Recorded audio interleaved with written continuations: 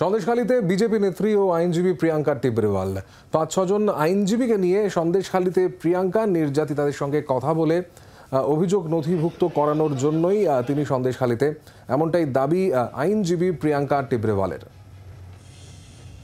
ক্যাম্পে ১০০ থেকে ১৫০ জন প্রতিবাদী মহিলা পুরুষের সঙ্গে কথা হয় বলে দাবি করছেন প্রিয়াঙ্কা টিবরেওয়াল। আমরা দেখেছি রাষ্ট্রপতির কাছেও নালিশ হয়েছে, প্রতিনিধি দল গিয়েছিল, ৬ জন মহিলা ছিলেন সন্দেশখালীর।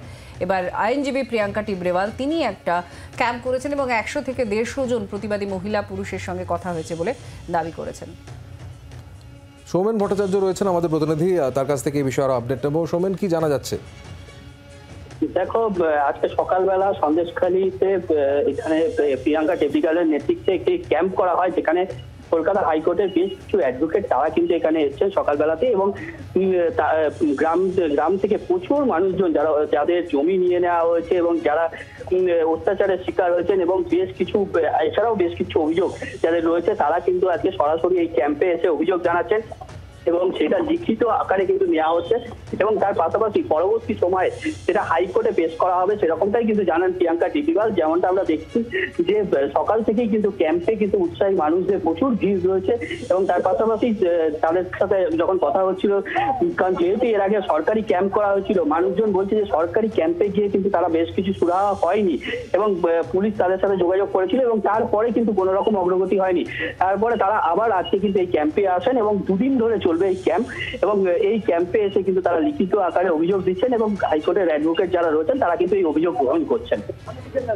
ধন্যবাদ তোমাকে সৌমেন। এই প্রসঙ্গে আইনজীবী প্রিয়াঙ্কা টিবরেওয়াল তিনি কি বলছেন শুনবো একবার।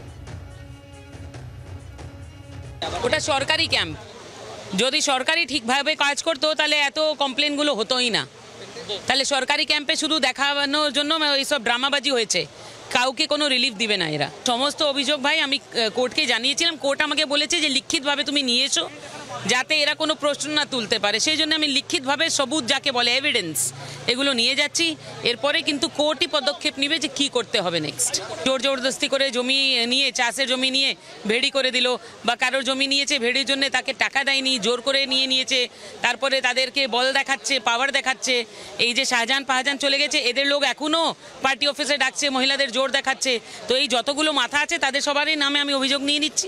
যারা এসেছে তারা মোস্ট ওয়েলকাম, যারা আসতে পারেনি তাদেরকে আবার আমি জানিয়েছি যে কালকেও থাকবে, আসুন আপনারা, ভয় কোনো কারণ নেই।